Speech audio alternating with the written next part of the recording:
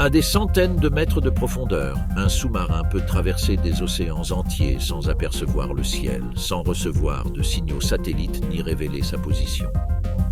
Dans ce monde obscur, où la moindre déviation peut s'avérer dangereuse, la navigation devient une science silencieuse, précise et quasi invisible. Le GPS fonctionne grâce à une antenne qui reçoit les signaux de plusieurs satellites en orbite. À partir de ces signaux, elle calcule la distance qui la sépare de chaque satellite et détermine ainsi sa position sur Terre. Dans les airs ou à la surface de la mer, ce système est extrêmement utile. Sous l'eau, cependant, ces signaux s'affaiblissent presque complètement. Les ondes radio utilisées par le GPS pénètrent mal dans l'océan, surtout lorsque le sous-marin atteint sa profondeur opérationnelle. Ceci crée un paradoxe. Le sous-marin est l'une des machines les plus sophistiquées jamais construites, et pourtant il évolue dans un environnement où les technologies courantes, présentes dans n'importe quel téléphone portable, sont inopérantes. La solution ne réside pas dans une technologie miracle, mais dans une architecture de navigation complète. Chaque système apporte sa pierre à l'édifice et ensemble, ils réduisent l'incertitude. Le premier principe est la navigation à l'estime. Si le point de départ, la vitesse, le cap et le temps écoulé sont connus, une nouvelle position approximative peut être calculée. Cette technique existait bien avant les sous-marins nucléaires et les satellites. Les navigateurs de surface l'utilisaient déjà avec des compas, des montres, des cartes et des logs. Dans un sous-marin moderne, cette idée ancestrale se transforme en un calcul continu effectué par des ordinateurs et des capteurs de haute précision. Le problème est que la navigation à l'estime accumule les erreurs. Un léger écart de cap, un courant non mesuré, une lecture de vitesse imparfaite ou une gîte minime peuvent engendrer un écart croissant entre la position calculée et la position réelle. Après une heure, l'erreur peut être faible. Après plusieurs jours, elle peut devenir dangereuse. Après des semaines, elle peut transformer une route sûre en une source d'incertitude stratégique. C'est pourquoi le cœur de la navigation des sous-marins modernes est le système de navigation inertielle. Son principe semble simple, mais sa mise en œuvre est extraordinairement complexe. Un système inertiel mesure les accélérations et les rotations. S'il détecte l'accélération du sous-marin, la direction de ses virages et la durée de chaque mouvement, il peut calculer la distance parcourue depuis sa position initiale. Il n'a besoin d'aucun signal extérieur. Il ne consulte pas le ciel. Il n'émet pas d'impulsion. Il ne révèle pas sa position. Il perçoit simplement le mouvement de l'intérieur. Les accéléromètres détectent les variations de vitesse. Les gyroscopes détectent les changements d'orientation.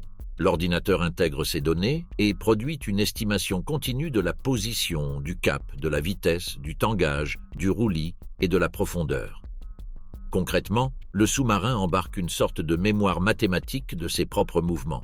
Chaque mètre parcouru, chaque virage, chaque variation de profondeur est enregistré dans le calcul. Les premiers systèmes inertiels mécaniques reposaient sur des gyroscopes dotés de pièces mobiles d'une extrême précision. Au fil du temps, des technologies plus avancées ont émergé, telles que les gyroscopes laser, les gyroscopes à fibre optique et des capteurs de plus en plus stables.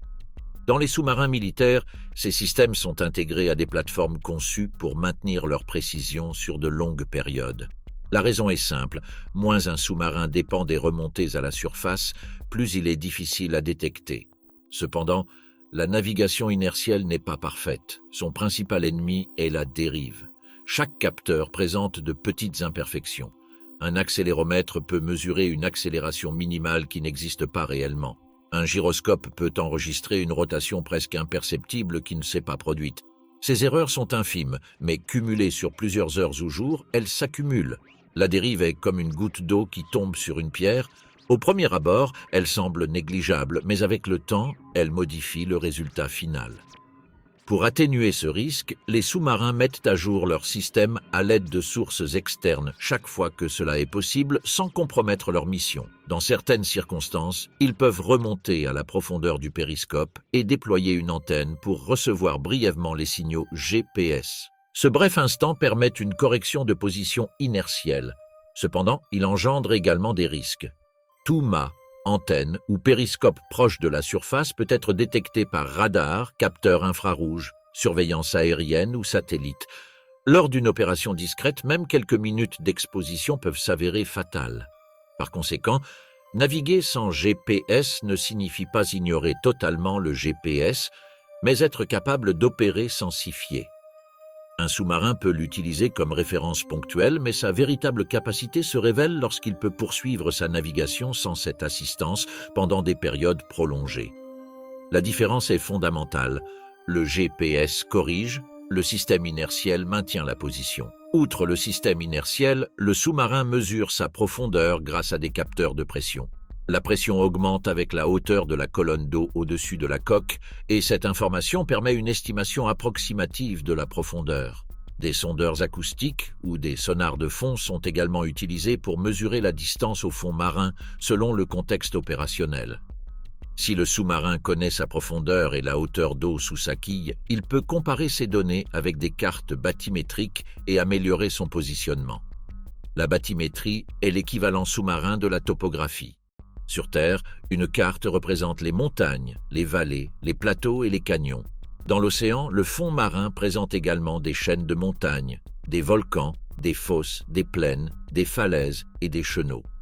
Longtemps, on a imaginé le fond océanique comme une étendue lisse et monotone. La réalité est bien plus complexe. Sous l'eau se déploie un paysage gigantesque, parsemé d'éléments pouvant servir de point de repère pour la navigation. Dans les zones bien cartographiées, un sous-marin peut comparer le relief mesuré par ses capteurs avec les cartes du fond marin. Si le profil de profondeur sous la route correspond à une forme connue, l'ordinateur peut ajuster la position estimée. Cette technique ne remplace pas la navigation inertielle, mais elle peut contribuer à la corriger. C'est un peu comme marcher de nuit les yeux fermés et reconnaître le terrain sous ses pieds.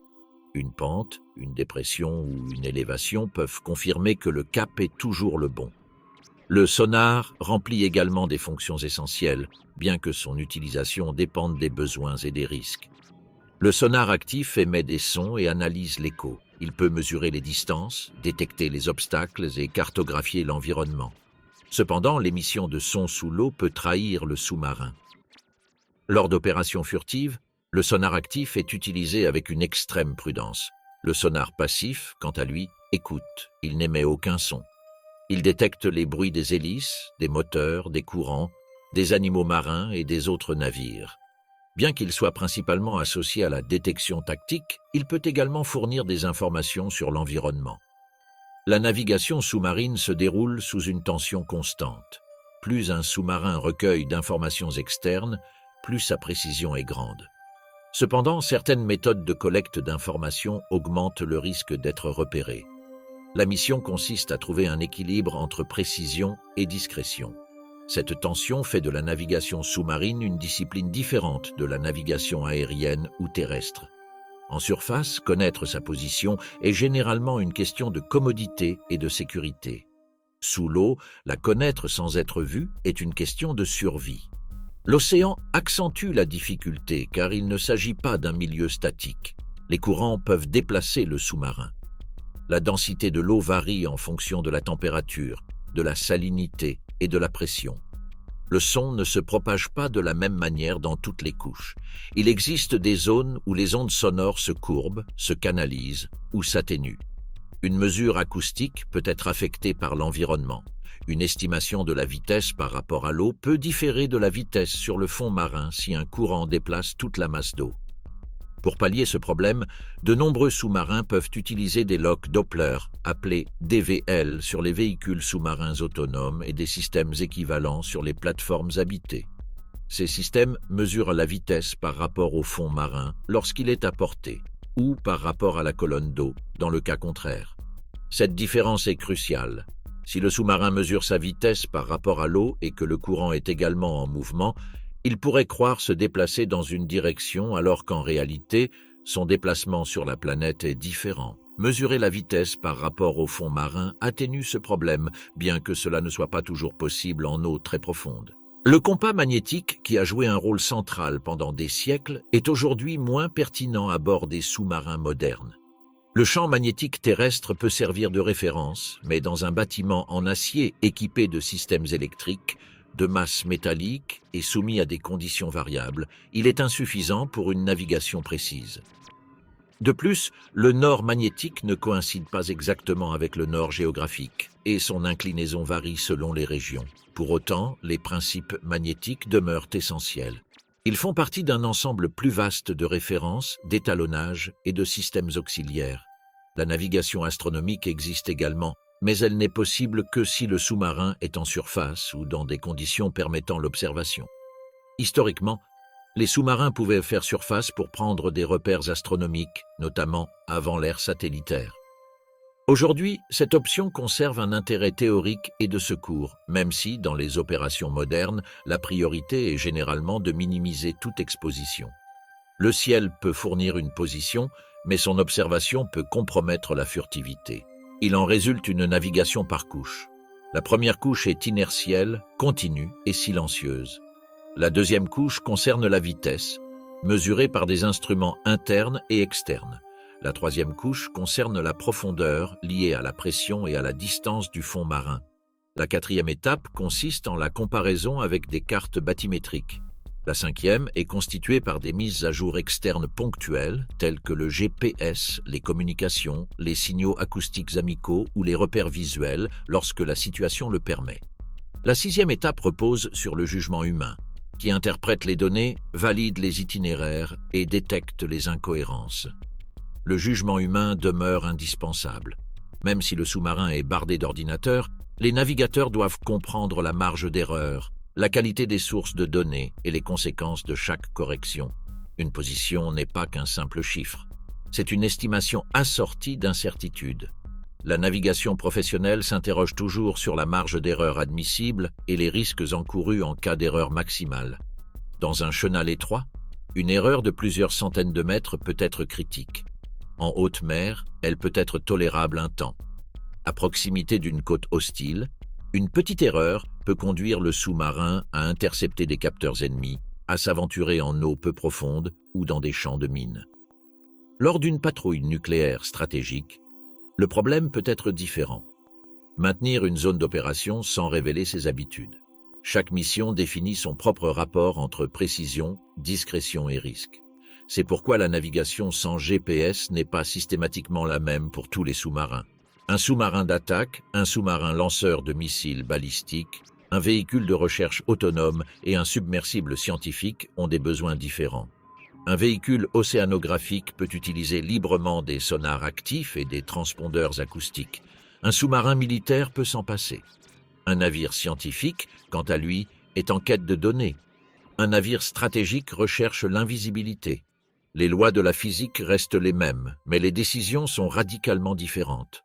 Un sous-marin moderne ne se déplace pas à l'aveuglette. Il se déplace grâce à une vision différente de celle de l'homme. Il ne voit pas avec la lumière, mais avec la pression, le son, l'accélération, la rotation, les cartes et les probabilités.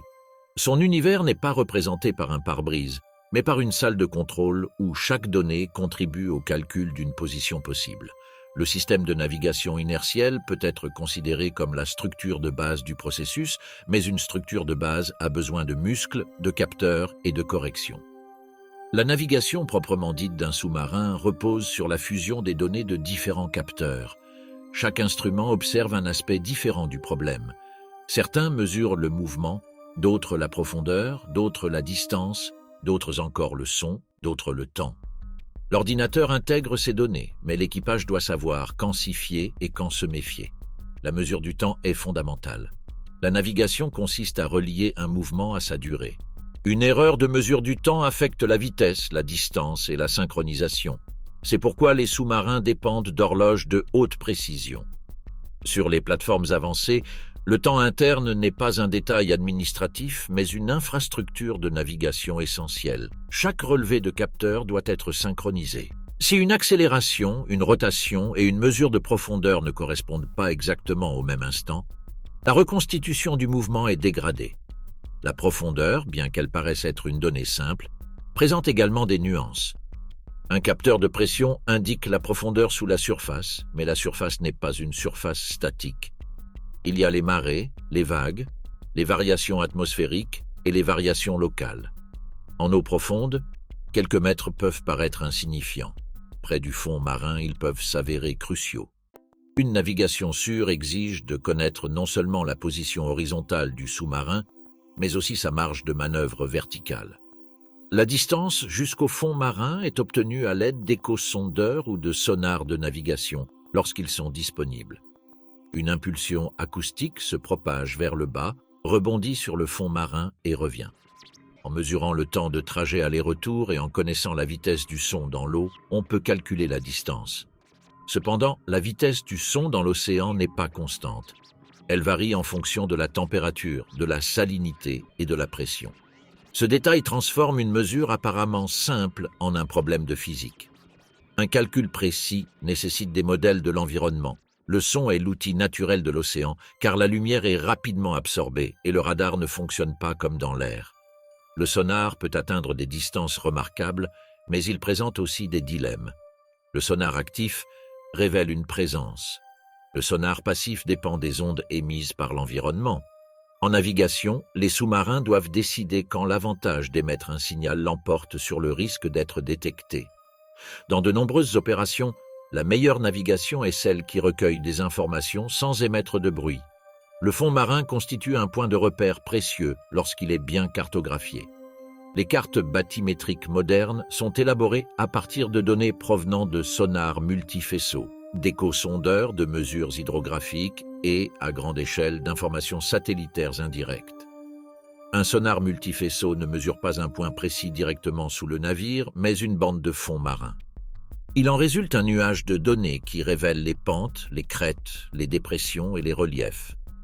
Ces cartes permettent de planifier des itinéraires, d'éviter les dangers et, dans certains cas, de comparer les mesures réelles avec des profils enregistrés. La navigation par contour exploite cette comparaison. Si le submersible mesure une série de profondeurs et que cette série correspond à une zone cartographiée, la position estimée peut être corrigée. Le principe est comparable à celui des empreintes digitales. Une profondeur unique ne permet pas d'identifier un lieu car plusieurs points de l'océan peuvent avoir la même profondeur. En revanche, une série de variations, avec des montées, des descentes et des pentes spécifiques, peut devenir distinctive. Cette technique a ses limites. Elle est optimale dans les zones au relief caractéristique et cartographiée avec précision. Sur une plaine abyssale très uniforme, le fond marin offre peu d'indices. Dans les régions mal cartographiées, la carte peut s'avérer insuffisante. Dans les zones de sédiments mouvants, d'activités géologiques ou de modifications dues aux tempêtes, le profil peut ne pas correspondre parfaitement. De plus, la mesure active du fond marin peut compromettre la discrétion si elle nécessite la détection d'émissions acoustiques. Les submersibles peuvent également utiliser des références acoustiques externes dans certains contextes. Lors d'opérations scientifiques ou pour véhicules autonomes, des transpondeurs sont déployés sur le fond marin où des bouées sensibles aux signaux acoustiques sont utilisées. Grâce à ces références multiples, un véhicule peut trianguler sa position. Ces systèmes sont connus en navigation sous-marine sous le nom de réseaux acoustiques à longue base, à courte base ou à très courte base, selon leur géométrie. Ils sont très utiles pour la recherche, le contrôle industriel et les opérations ciblées. Lors de missions militaires discrètes, leur utilisation dépend du contexte, car tout échange acoustique peut constituer une signature.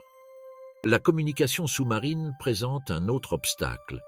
Les ondes radio à très basse fréquence peuvent pénétrer l'eau jusqu'à une certaine profondeur, mais elles transmettent peu d'informations et nécessitent une infrastructure considérable. Les communications acoustiques permettent l'envoi de données sous l'eau, malgré des limitations en termes de vitesse, de portée, de bruit et de sécurité. Par conséquent, un sous-marin ne peut pas se comporter comme un drone constamment connecté à un réseau externe. Son autonomie n'est pas un choix, mais une nécessité imposée par l'environnement. La navigation sans GPS requiert également des cartes marines spécifiques. En surface, une carte indique les côtes, les profondeurs, les dangers, les routes, les bouées, les feux et les zones réglementées. Sous l'eau, l'attention se porte différemment. La topographie des fonds marins, leur composition, les chenaux profonds, les pentes, les monts sous-marins, les couches acoustiques, les zones de pêche, le trafic de surface et les réseaux de capteurs deviennent tous essentiels. Un sous-marin a besoin d'une vision tactique tridimensionnelle de l'océan. Les couches acoustiques sont particulièrement importantes. En mer, la vitesse du son varie avec la profondeur.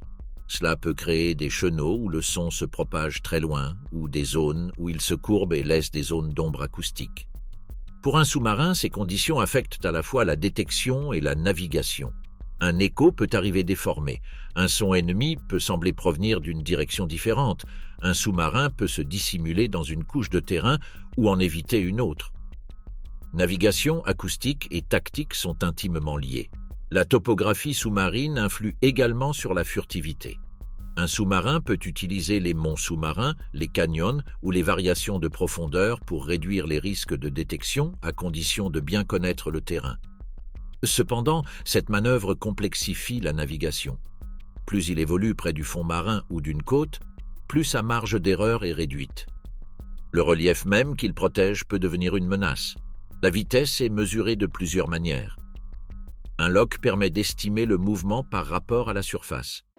Un système Doppler peut le mesurer par rapport au fond marin s'il est à portée. Le système inertiel calcule la vitesse à partir des accélérations. Chaque méthode présente des avantages et des inconvénients. Une navigation précise repose sur leur comparaison. Si le système inertiel indique une vitesse et le système Doppler une autre, il peut s'agir d'un courant, d'une erreur de capteur ou d'une condition environnementale imprévue. Cet écart n'est pas synonyme de panne automatique, mais constitue un indice. Les courants océaniques sont parmi les plus redoutables ennemis silencieux. Un sous-marin peut se diriger vers l'est à une certaine vitesse, mais un courant transversal peut lentement le dévier vers le nord ou le sud. En haute mer, ces effets sont corrigés grâce à des modèles et des mesures. À proximité des détroits, des canyons ou des plateaux continentaux, les courants peuvent être complexes. La navigation doit alors prendre en compte l'océanographie, et pas seulement la géométrie. Il existe également des marées internes, des ondes de densité et des masses d'eau au comportement distinct. L'océan n'est pas une étendue d'eau uniforme. C'est un système stratifié et mouvant aux limites invisibles. Un sous-marin navigue à travers des couches où la température, la salinité, la pression et le niveau sonore varient. Ces variations affectent les instruments, l'acoustique et les performances. La navigation sous-marine exige une connaissance approfondie du milieu marin et pas seulement des cartes. L'équipe de navigation travaille avec une incertitude quantifiée. La position estimée est généralement assortie d'une marge d'erreur. Cette marge augmente avec le temps en l'absence de correction externe. Lorsqu'une référence fiable est obtenue, la marge diminue. L'objectif n'est pas d'éliminer l'erreur, mais de la maintenir dans des limites acceptables. Lors de missions prolongées, ce contrôle de l'erreur est aussi important que le cap lui-même. À bord d'un sous-marin militaire, l'équipe de navigation fait partie d'une chaîne de production rigoureuse.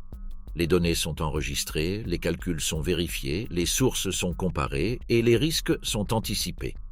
Le commandant doit connaître non seulement la position probable, mais aussi le niveau de confiance associé.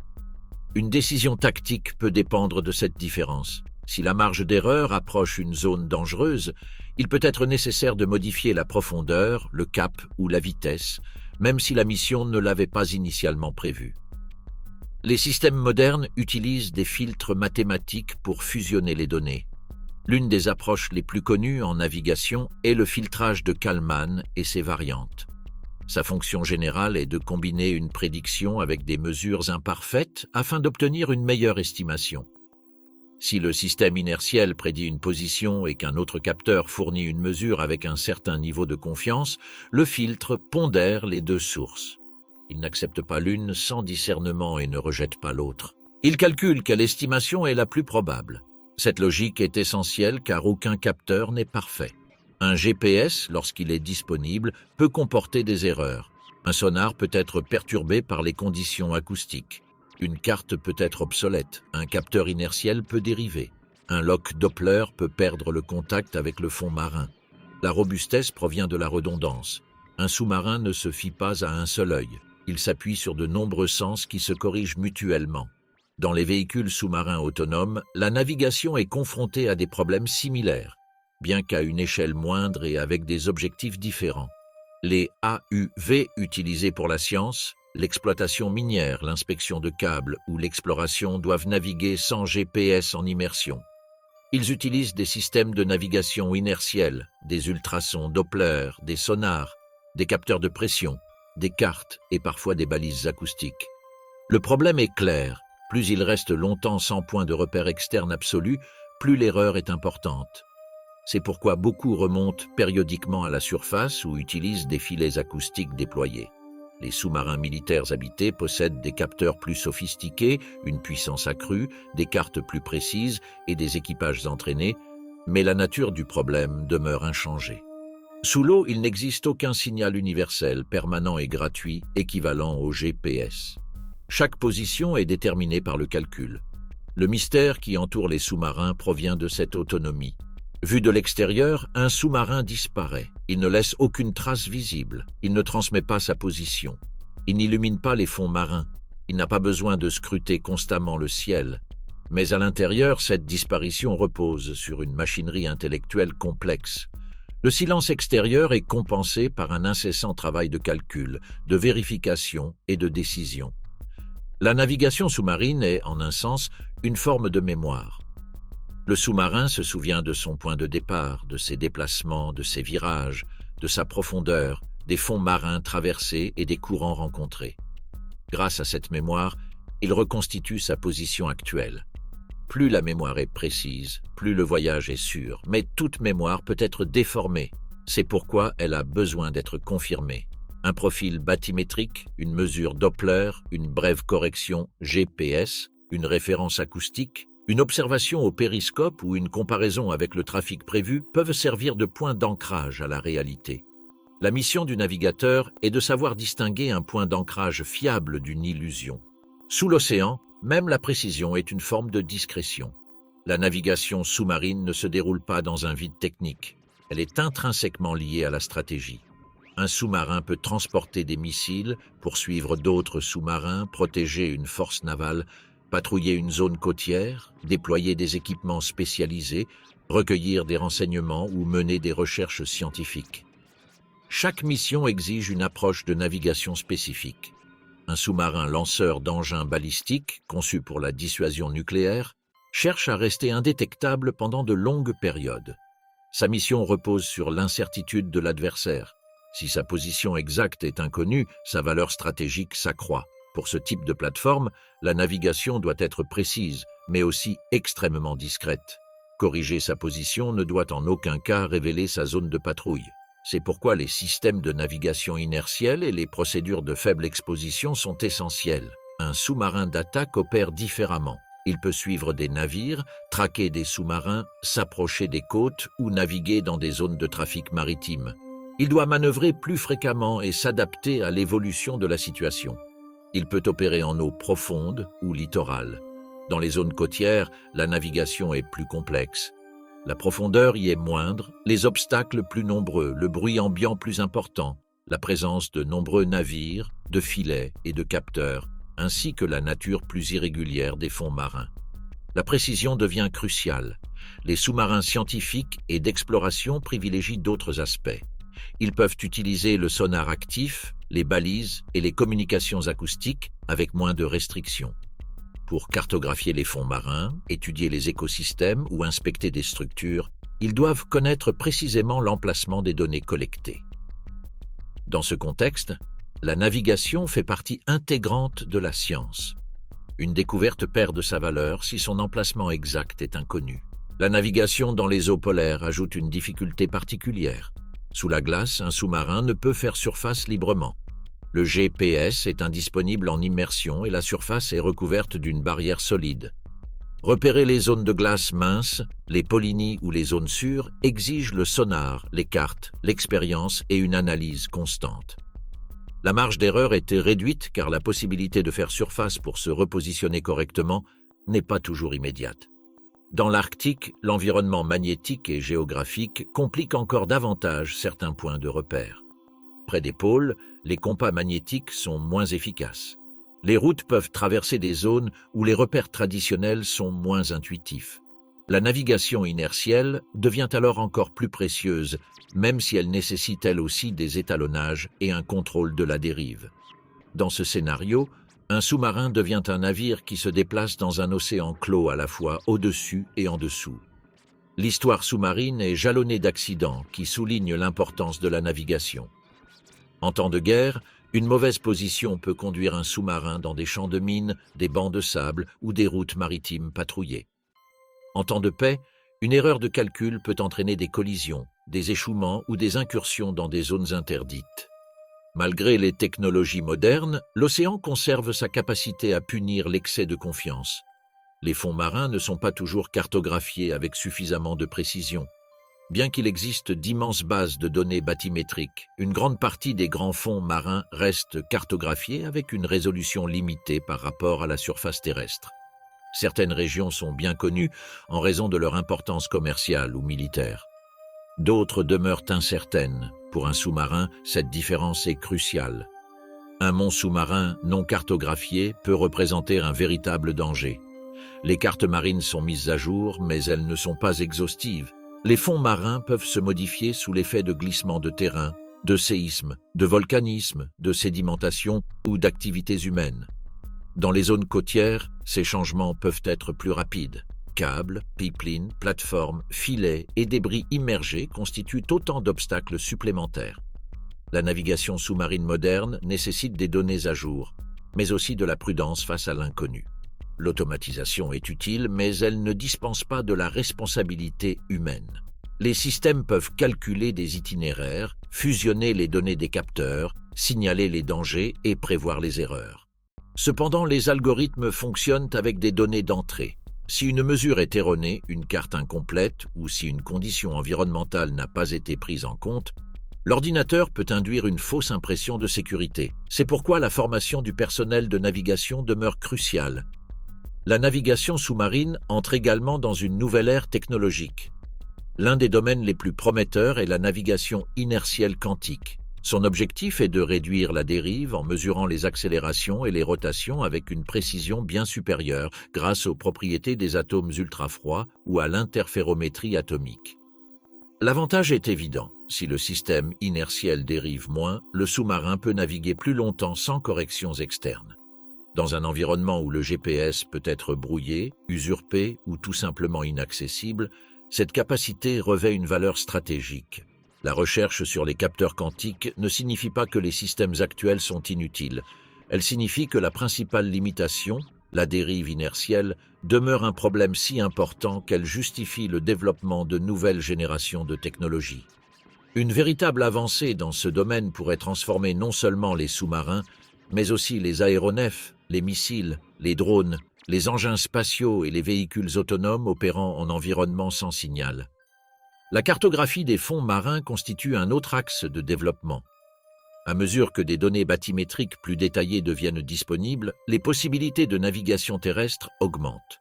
Si un sous-marin ou un véhicule autonome peut comparer ses mesures en temps réel avec des cartes haute résolution, il peut corriger sa position sans GPS. Ce concept est similaire à la manière dont certains systèmes terrestres reconnaissent les routes, les bâtiments ou les caractéristiques du terrain, mais appliqué à un monde où les références sont acoustiques et tridimensionnelles. L'intelligence artificielle commence également à jouer un rôle.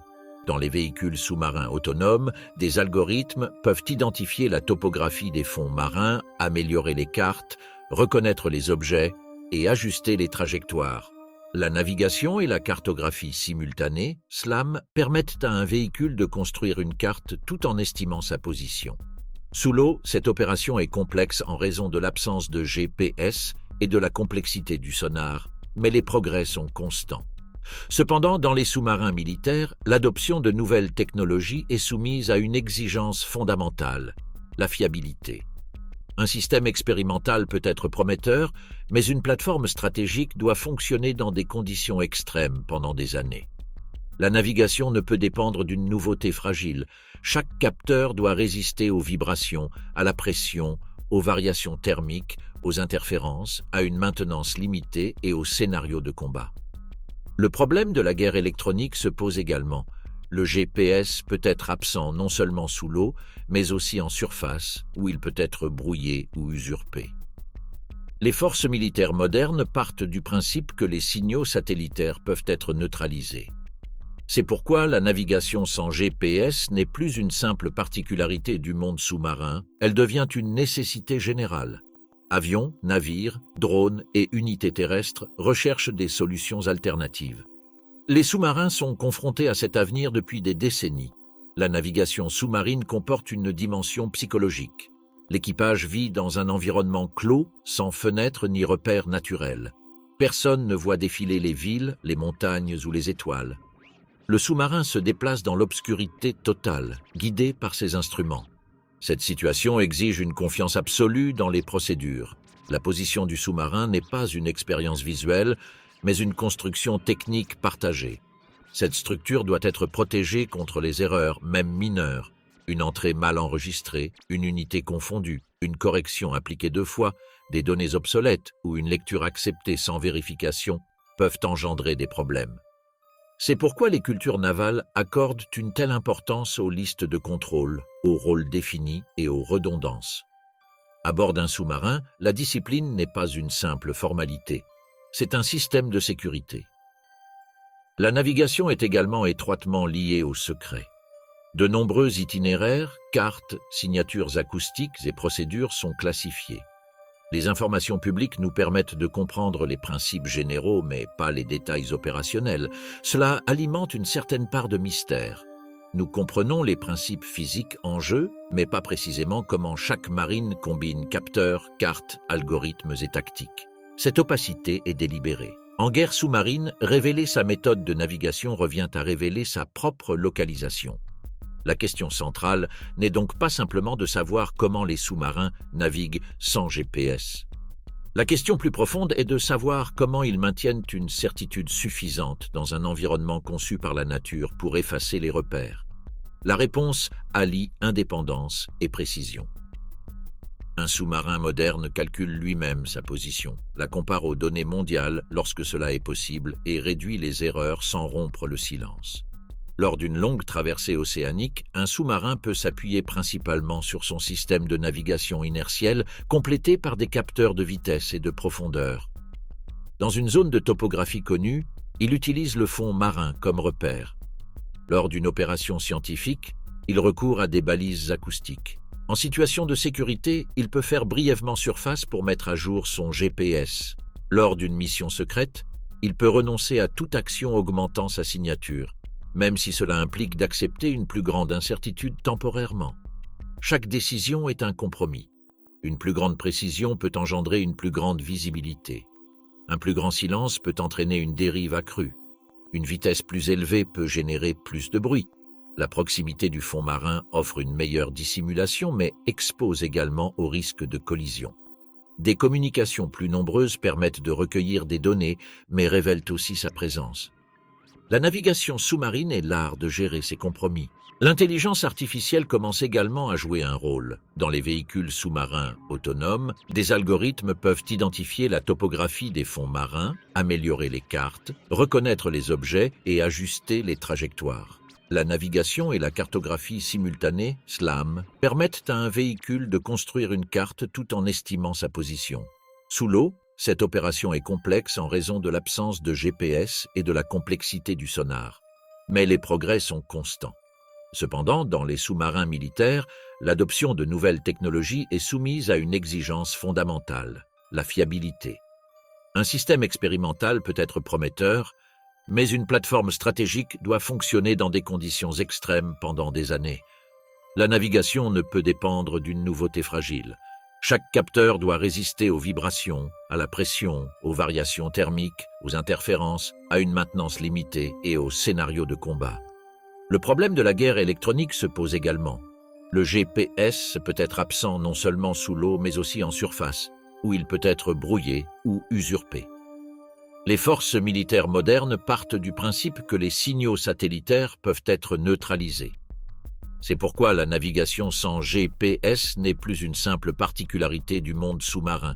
Elle devient une nécessité générale. Avions, navires, drones et unités terrestres recherchent des solutions alternatives. Les sous-marins sont confrontés à cet avenir depuis des décennies. La navigation sous-marine comporte une dimension psychologique. L'équipage vit dans un environnement clos, sans fenêtres ni repères naturels. Personne ne voit défiler les villes, les montagnes ou les étoiles. Le sous-marin se déplace dans l'obscurité totale, guidé par ses instruments. Cette situation exige une confiance absolue dans les procédures. La position du sous-marin n'est pas une expérience visuelle, mais une construction technique partagée. Cette structure doit être protégée contre les erreurs, même mineures. Une entrée mal enregistrée, une unité confondue, une correction appliquée 2 fois, des données obsolètes ou une lecture acceptée sans vérification peuvent engendrer des problèmes. C'est pourquoi les cultures navales accordent une telle importance aux listes de contrôle, aux rôles définis et aux redondances. À bord d'un sous-marin, la discipline n'est pas une simple formalité, c'est un système de sécurité. La navigation est également étroitement liée au secret. De nombreux itinéraires, cartes, signatures acoustiques et procédures sont classifiés. Les informations publiques nous permettent de comprendre les principes généraux, mais pas les détails opérationnels. Cela alimente une certaine part de mystère. Nous comprenons les principes physiques en jeu, mais pas précisément comment chaque marine combine capteurs, cartes, algorithmes et tactiques. Cette opacité est délibérée. En guerre sous-marine, révéler sa méthode de navigation revient à révéler sa propre localisation. La question centrale n'est donc pas simplement de savoir comment les sous-marins naviguent sans GPS.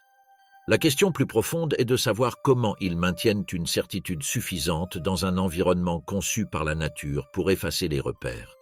La réponse allie indépendance et précision. Un sous-marin moderne calcule lui-même sa position, la compare aux données mondiales lorsque cela est possible et réduit les erreurs sans rompre le silence. Lors d'une longue traversée océanique, un sous-marin peut s'appuyer principalement sur son système de navigation inertiel, complété par des capteurs de vitesse et de profondeur. Dans une zone de topographie connue, il utilise le fond marin comme repère. Lors d'une opération scientifique, il recourt à des balises acoustiques.